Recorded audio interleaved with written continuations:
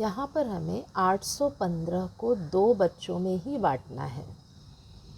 अब 800 है तो आप ओरली सोच लीजिए, 2 बच्चे हैं, 800 है मतलब 400 दोनों को मिल जाएगा। ये ओरली हमारा थिंकिंग है। अब हम इसको लगाएंगे कैसे? तो 2 बच्चों में बांटना है। अब हमें 2 का पहाड़ा ऐसे पढ़ना है कि 8 आ जाए। तो 2 एकम 2, 2 दूनी 4, 2 तिहाई 6, 2 चौक 8, 4 बार पढ़ने पे 8 आया। 8 में से 8 चला गया 0। इसका मतलब क्या हुआ? 800 रुपये है। 2 बच्चों को जब हमने बांटा उसको तो 400 मिल गया दोनों को। अब हमें बांटना है दहाई को, मतलब 10 रुपये को। तो यहाँ पर 1 है। अब 2 का पहाड़ा हमें पढ़ना है कि 1 आए, लेकिन 2 के पहाड़े में 1 तो आएगा नहीं। तो हम क्या करेंगे? 0 बार लेकर जाएंगे। 2 0 0। 2 का पहाड़ा 0 बार हमने पढ़ा तो यहाँ पर 0 आया, अर्थात ये 1 का 1 रहा।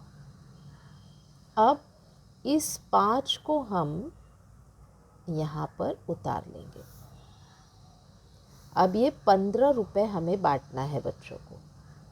अब 2 का पहाड़ा आप ऐसे पढ़िए कि या तो 15 है या 15 से कम। तो 2 सते, अगर हम 7 बार पढ़ेंगे तो 2 सते 14 होता है।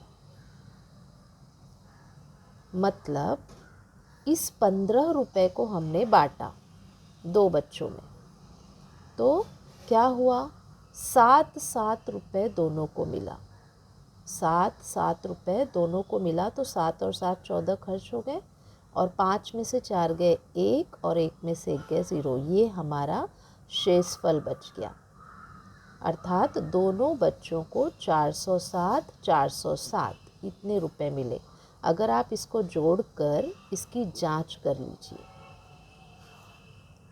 7 और 7 14 के 4 हासिल 1, 1 और ये 0 हमने जोड़ा तो 1, 4 और 4 8। मतलब क्या हुआ? 815 में से 814 रुपये हम दोनों को बराबर बराबर बांट सके। 1 रुपये हमारे पास शेषफल बच गया। क्योंकि बंटवारा हमें बराबर करना है, इसलिए हम 1 रुपये न तो एक लड़के को दे सकते हैं ना तो दूसरे लड़के को, ज़्यादा और कम हो जाएगा। तो हमें बराबर का बंटवारा करना है।